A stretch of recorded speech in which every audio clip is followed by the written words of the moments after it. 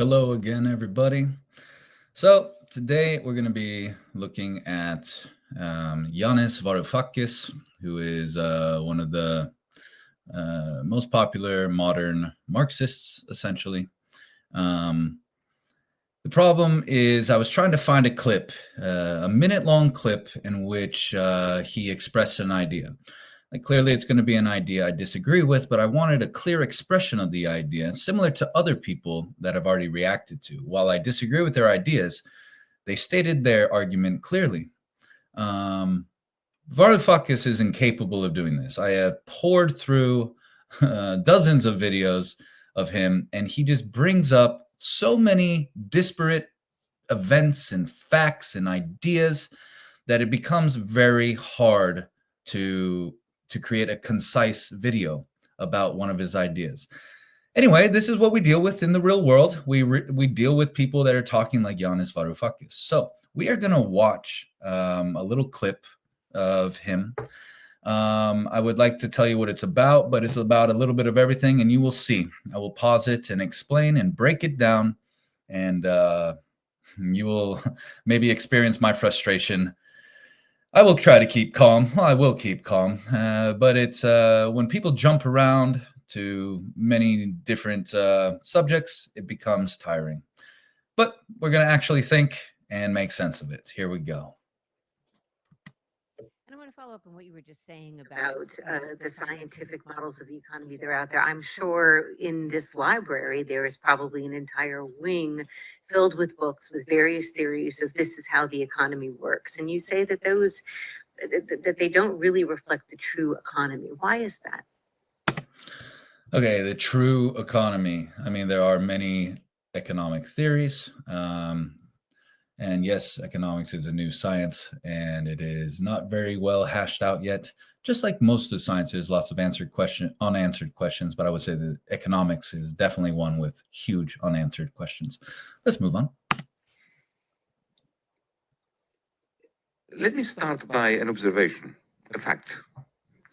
The economy is a very new idea. There you go. It's a very new idea, sure. I mean, Adam Smith is the first one to really talk about anything specific to economics. Fine, let's go on. 200 years ago, nobody spoke about the economy. It did not exist as a concept. Yeah, 200 years ago, nobody talked about psychology. 200 years ago, nobody talked about evolution. 200 years ago, nobody talked about relativity. Of course, our knowledge has developed and progressed quite a bit in the last 200 years. This does not mean that only things that existed more than 200 years ago are true, and everything since then is just bad science. Continuing. People talk about society. They talk about their country, their land, their community, but no one ever spoke about. There was no economics. Yeah, there was no economics. Why was there no economics? Well, there were no economics because there were rudimentary economies of sorts, but essentially the only way to increase your society's wealth was through was to conquer nearby people, just conquest. You steal and you rape their things. Of course, there's very, very minimal economic improvements, and these come from the traditional methods of, you have your private property, you sell, you create, and then banks create more wealth this way. But this is a whole subject on its own. Touch on it a little bit, but the reason it didn't really exist is because there wasn't much economic progress. You can look at the statistics yourself and see how much GDP per capita essentially ancient Rome had, and then go up to, say, Prussia under Frederick the Great. It was marginally more. It was a very poor time before the Industrial Revolution. Onward. The great universities did not have economics departments. The first economics departments emerged in very few places in the end of the 19th century, in most universities, well into the 20th century. Okay, he's saying this fact as if it's also an argument. which is strange. There's no argument here. He's just stating a fact, and I've explained why. So why is that? Because something remarkable happened towards the end of the 18th century, beginning with Britain and Amsterdam, and then spread in the 19th century and took off in the second part or the latter part of the 19th century with industrialization, capitalism. Yeah, something remarkable did happen, and it was James Watt bringing the steam engine to practical utility. It's very remarkable. Yes. Yes, it did not lead to capitalism in itself. It led to everything we can imagine, all the things, capitalism and socialism and everything else. Okay, let's keep going. So before capitalism, all sources of power were intertwined. They were one thing. So if you wanted to understand why a ruler, a baron, a lord had power, you had to understand the size of his army, the size of his realm. You had to understand the kind of control he had over his minions, over the various earls that he controlled, and who in turn controlled peasantry. Okay, spit it out, Yanis.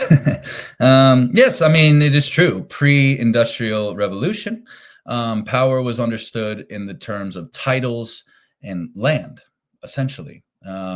You could say that this was all intertwined, but this was abject poverty and submission by the rulers, the titled individuals, the ones that owned all the land, and the subjects of the land that they would work the land and they would receive housing and food.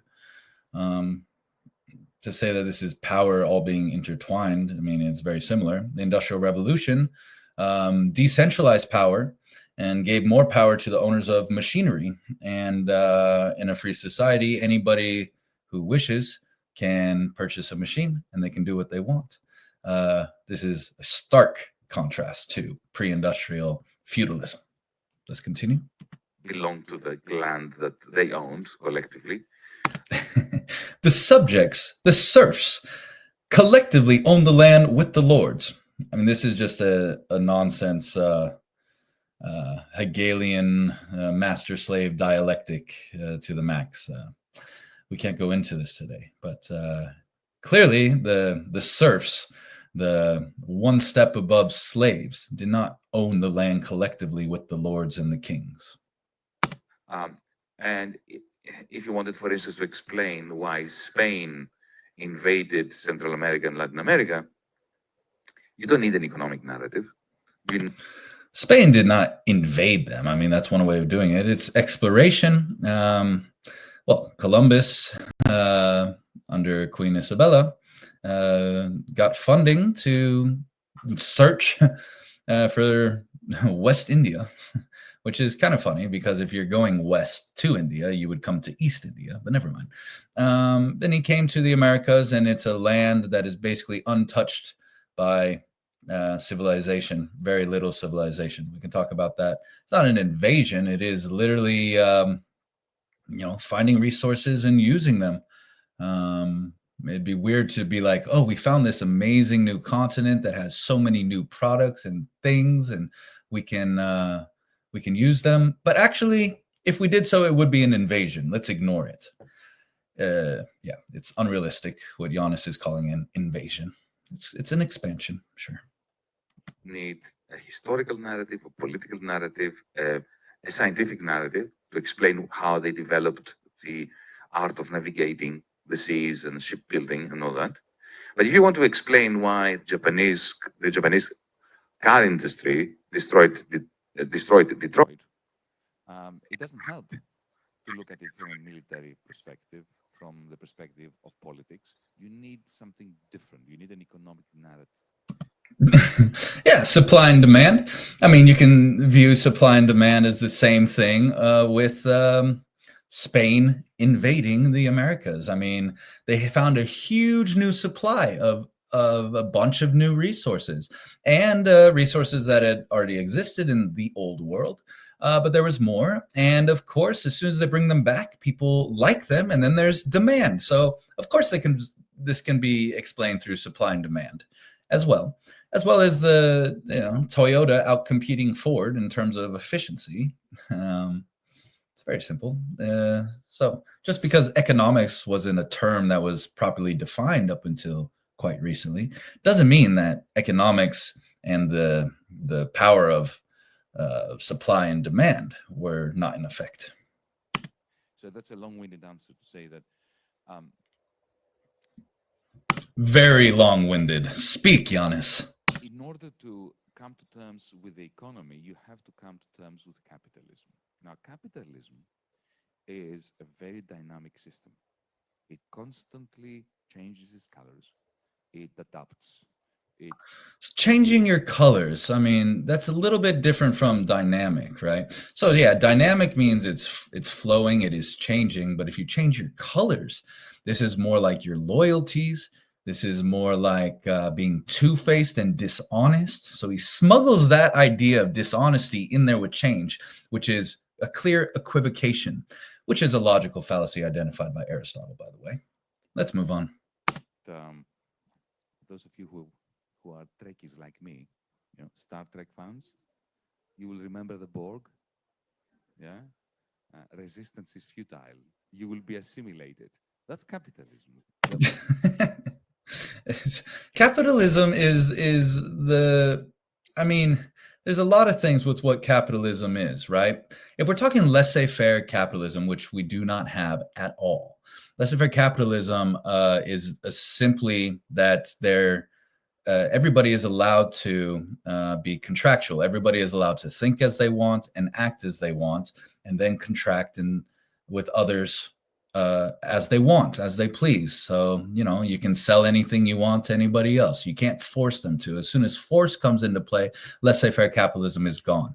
Of course, today, we don't really have capitalism at all in the sense of laissez-faire. We have a mixed economy, which is the combination of a centralized command economy and a bit of free market practices. But we are nowhere near what capitalism means in its essence. We have a mixed economy between a little bit of force and a little bit of freedom. Of course, it'd be much better if there were no force. Let's continue. When the moment market penetrates through commodification into certain realms of life, whether this is the agriculture. Penetrates through commodification. I mean, commodities. Commodities are just goods. They're like resources. Penetrates in the sense that people want these things. He's saying that we cannot resist our desire to want these things. Well, this is a personal lack of control. If you want to resist and you can't, well, you should work on controlling yourself. But it's not bad to want things and to desire things. Let's move on. Universities, hospitals, genetics. Suddenly, the market mechanism assimilates everything and turns qualities into quantities. I'm not being critical. I'm simply describing. Qualities into quantities. There's always quantities and there's always qualities. I mean, supply and demand is always in effect. If you go to whatever time period you would like, let's go to ancient Sumer. Let's go to Ur, one of the most ancient cities of the world. You can see let's go to the Code of Hammurabi, the first written law. You can see that everything, Hammurabi was codifying economic transactions. It was making them more fair, trying to. It was definitely an improvement from what happened before.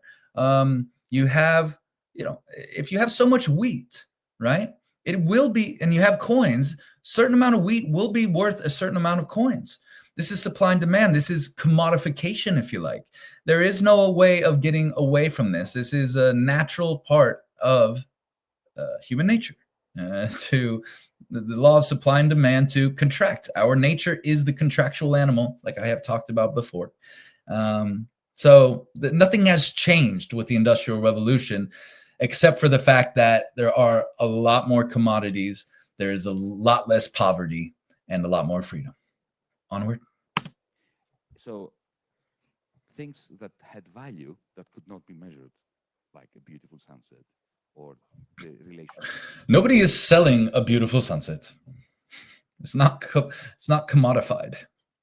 Between members of a community. That is still not commodified. You still, you can have relationships between your community. You can say that it's corrupted by the fact that everybody is, interested in their own little gadgets and things. But guess what? You can voluntarily choose to not have these gadgets, and you can associate with others that believe the same things you do. There is no force in this. There is no force at all.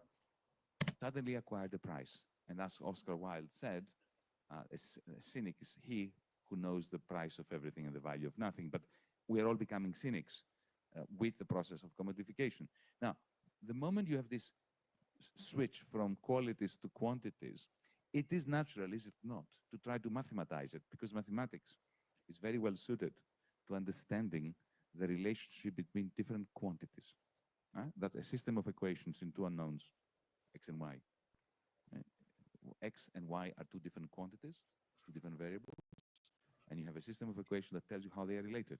So it is natural in a society that becomes commodified, that shifts from pre-capitalism to capitalism, for our mind to try to understand this immense change.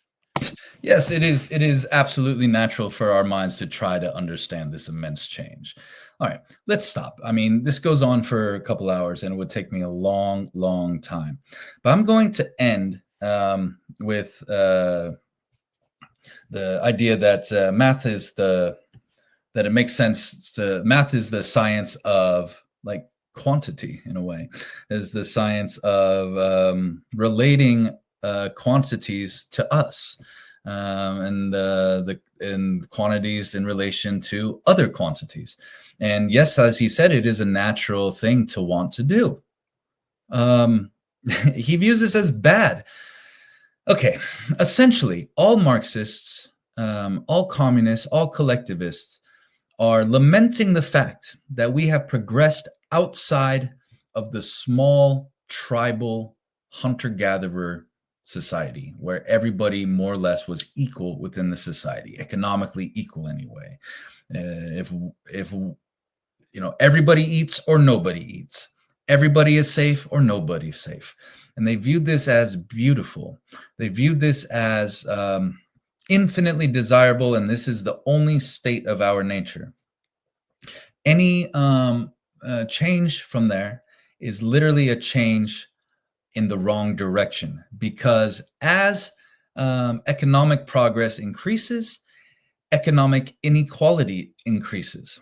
And they would say, this is horrible. Every bit of economic equality should be accompanied with the exact redistribution of all the wealth, so that everybody eats the same, everybody is just as safe, and so forth. Now, this makes no sense with an economy of billions of people. A little thought experiment for yourself. How many people do you care about?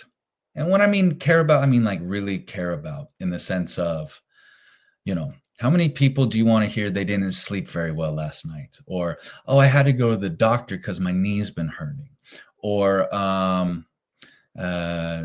all these small little problems. It's not, you can't concern yourself with so many, right? 100 would be a lot of people to hear about. It would be overwhelming, essentially, to worry about all the small problems of all these people. We have like these small groups of families, and even then we can't hear about all their problems. And of course, as an individual, I don't want to burden my mother or my father or my brother or sister or whoever with all my problems. But essentially, this is what communists are saying, that everybody's problem is everybody's problem. So they view communism or socialism or Marxism, however you want to label it, as an evolution. So as capitalism was an evolution from feudalism, well, we need one more step to collectivism. This is essentially denying nature. What did Darwin teach us? Darwin taught us that life is essentially about three things. Life is about selection, life is about adaptation, and life is about competition. There is no way to get away from competition, selection, or adaptation. They will always be present.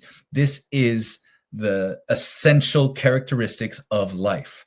Marxists are saying, well, we can use our minds and overcome the competition side and be cooperative. They don't understand that through competition, anybody that wants to cooperate with each other is free to, but nobody is forced to cooperate with others. Now, to talk about what is the modern conception of capitalism, well, it's extreme distortions in the market. Governments, through the use of taxation, have a lot of money that they then spend, but the government doesn't produce anything actually, like for instance, bullets and tanks, and they don't produce this. It's private companies that produce this, and the government pays them. For instance, the government, I mean, one of the reasons Jeff Bezos one of his sources of income is from the federal government, because Amazon owns the servers which the NSA and such use for the government. Anyway, all these things, these favoritism, you could say, the winning of government contracts and things, this is completely outside the voluntary free market. Anything, any bailouts, any redistributions of wealth, any taxation is a distortion to freedom because it requires force. And force is anti-nature, right? So when they criticize capitalism, they're criticizing the aspects of capitalism, of our modern economic system, which is known as capitalism, when really it's just a mixed economy, a sort of grab bag of a bit of freedom and a bit of force. And you can definitely see that all of the bad things are due to force. All the good things are due to the freedom. Envy comes into play with a lot of these communist collectivists, or jealousy, even a bit of fear comes into play when they talk about capitalism, and they think that as Alexandra Ocasio-Cortez once famously says, nobody makes $1 billion.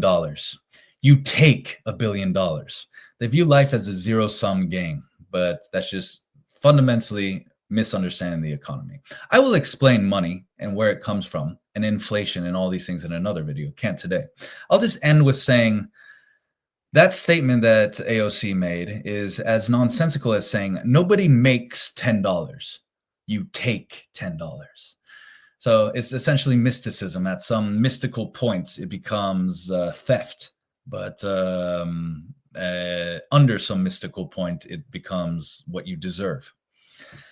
Anyway, you see how hard it is to break down and make sense of people who jump all around that don't have good arguments. Varoufakis is one of them. He will be popping up more on this channel. I hope you enjoyed me actually thinking today. If you think I was thinking badly, let me know, and I'll see you in the next video.